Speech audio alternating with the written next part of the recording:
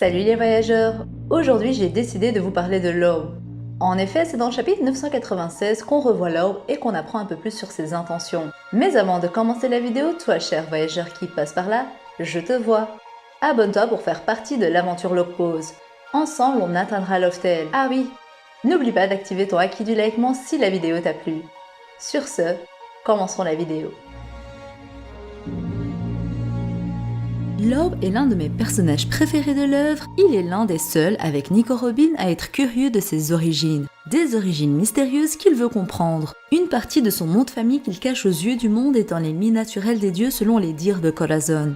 En effet, celui qui est nommé Trafalgar Law dans le manga est en réalité un Dee, et plus précisément de la famille des Trafalgar Deewater. Seulement ce dernier cache ses origines aux yeux du monde, sachant très bien qu'il y a un lourd secret derrière. Corazon lui a dit autrefois que les Dee étaient les ennemis naturels des dieux, ce qui peut nous mener à penser que les Dee sont les diables du monde, Dee pouvant signifier Devil. Mais alors, Law va-t-il découvrir ce secret qu'il cherche tant à comprendre? Ou va-t-il mourir avant d'en savoir plus sur ses origines et sur l'histoire du siècle oublié? C'est dans le chapitre 996 que Law recherche le Road Poneglyph de Kaido. Seulement il ne trouve qu'un poneglyphe d'information, ne trouvant donc pas le poneglyphe rouge qui est la clé de la boîte de Pandore. En effet, dans ce dernier chapitre, on a eu droit à un flashback d'une conversation entre Nico Robin et Law. Une conversation où ce dernier avouait à Robin être un Dee et être désireux de connaître la vérité. En effet, Law est le seul personnage et surtout le seul Dee à nous avoir été montré comme quelqu'un de curieux sur l'histoire des Dee. Il est d'une certaine manière la représentation des lecteurs qui souhaitent comprendre ce qui se cache derrière cette lettre significative. C'est d'ailleurs pour cette raison qu'il a sauvé Monkey D. Luffy à Marineford et qu'il lui a proposé de s'allier. Il a toujours été curieux sur Luffy et principalement parce qu'il est un Dee. En rencontrant Sengoku à Dressrosa, Law lui dévoile qu'il est aussi un Dee comme Luffy et demande s'il sait quelque chose sur les Dee.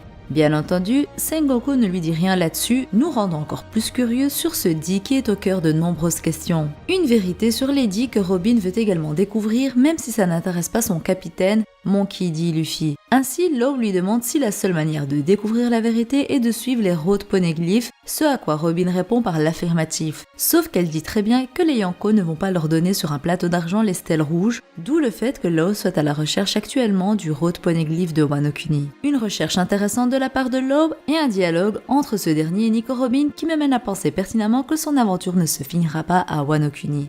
Pour moi, grâce à ce chapitre, on a eu d'une certaine manière la confirmation que Law ne va pas mourir durant cette guerre et a encore plein de choses à découvrir et à accomplir. Une curiosité sur les Dee qu'il est le seul avec Robin à montrer au lecteur. Ainsi, selon moi, il va de soi que ce sera via l'intermédiaire de Robin et de Law qu'on découvrira la vérité également. Pour moi, l'alliance des Mugiwara et des Heart Kaizoku est loin de se finir, ou plutôt, elle ne fait que commencer. Car oui, pour découvrir la vérité, Law sera obligé de se rendre sur Loftel en suivant les Road Poneglyph. Seulement, il n'a pas les moyens d'accomplir cela seul ou même avec son équipage. Nico Robin est la seule qui puisse lire les poneglyphes ou du moins la seule qu'on connaisse actuellement avec cette capacité. Parce que oui, elle n'est pas la seule au monde à posséder cette capacité. Les membres de la tribu des Trois Yeux dont fait partie Pudding possèdent également une capacité leur permettant de lire les poneglyphes. Seulement, on ne connaît aucun membre de cette tribu avec cette capacité. Pudding ne l'a pas encore éveillée étant métisse, née d'une humaine Big Mom et d'un membre de la tribu des Trois Yeux, son père. Ainsi actuellement, Robin est la seule possédant cette capacité, une capacité la mettant en danger vu qu'elle sera la cible des empereurs voulant déchiffrer leurs stèles.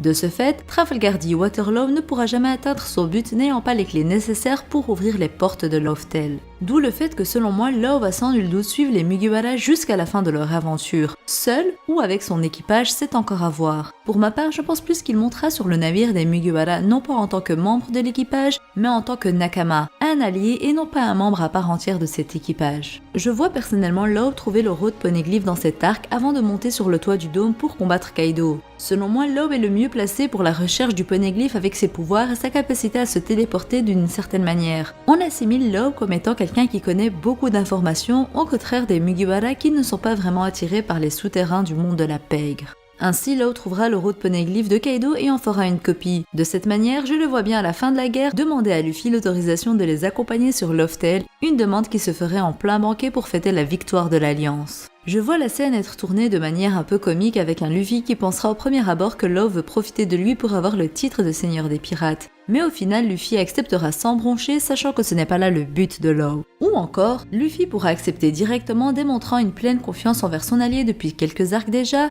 Trafalgar D. Waterloo. Une scène qui pourra évoquer celle où Robin a demandé à Luffy de rejoindre son équipage. En effet, c'est Robin qui a demandé à Luffy si elle pouvait rejoindre son équipage et non pas l'inverse. Robin était curieuse d'en découvrir plus sur celui qui l'a sauvé et au final, Luffy a tiré le jackpot en l'acceptant dans l'équipage ayant eu la seule survivante d'Ohara, le peuple qui peut déchiffrer les poneglyphes.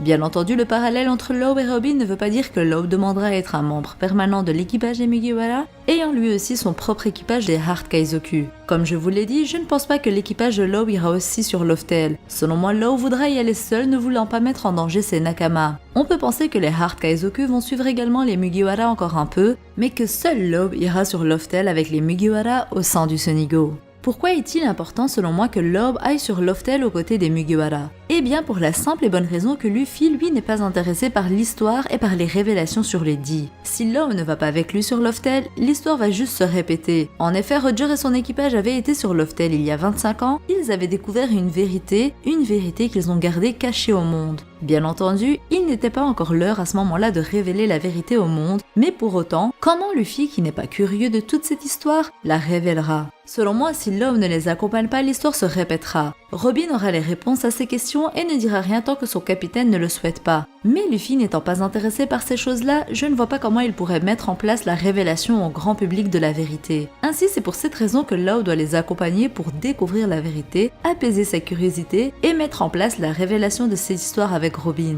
En effet, sans l'inconnu Law dans l'équation, j'ai du mal à voir comment les révélations autour de l'histoire du siècle oublié vont se faire. Mais alors, que pourrait rapporter Law à l'équipage des Mugiwara? Il est quand même important de se demander quelle sera la contrepartie de Law dans cette histoire. Car oui, sans rien proposer en retour, il sera le seul à bénéficier de cette alliance jusqu'à Loftel. Ainsi, selon moi, Law pourra proposer tout simplement d'être le stratège pendant qu'il est là. Car oui, l'équipage des Mugiwara n'a jamais agi selon un plan, hormis à partir de Dressrosa où l'alliance avait commencé. Ils ont toujours fait les choses à leur manière et en suivant Luffy. Mais ici, le danger que leur ennemi représente est bien plus élevé que le danger auquel ils faisaient face auparavant.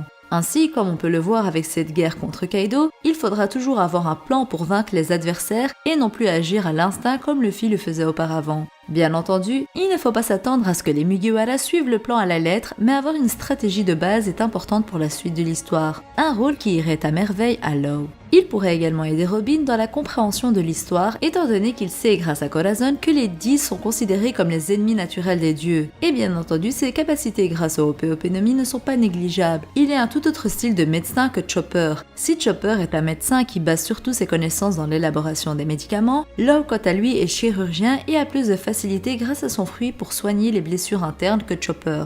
Attention, je ne dis pas qu'ils vont se partager le rôle de médecin à bord, mais qu'en cas de guerre et en cas de danger extrême, Law aura son utilité en plus de tout ce que j'ai déjà cité. D'ailleurs, je pense que Law aura une importance capitale à jouer dans la défaite de Im-sama. En effet, c'est une théorie que je vous ai déjà partagée, mais selon moi, Im-sama a eu l'immortalité il y a 800 ans grâce au Hope no Mi. Un ancien possesseur du Hope no Mi se serait sacrifié pour lui donner la vie éternelle. Une immortalité qui selon moi peut être arrêtée que des mains de Law et plus précisément par son sacrifice. On sait que le Hope no Mi a comme capacité la fontaine de jouvence qui permet d'accorder la vie éternelle à quelqu'un en échange du sacrifice de l'utilisateur du fruit. Mais est-ce là réellement la seule capacité liée à l'immortalité? Pour moi, un fruit du démon qui est capable de donner la vie éternelle est également capable de l'enlever. Bien évidemment, le tout contre un sacrifice à nouveau. Ainsi, Law se sacrifiera pour retirer l'immortalité de Im-sama afin que Luffy puisse mettre fin à son règne. Law aura accompli tout ce qu'il voulait accomplir et aura découvert toute la vérité qu'il était curieux de connaître. Une vérité qui ne pourrait être dévoilée au monde entier que si Im-sama est vaincu.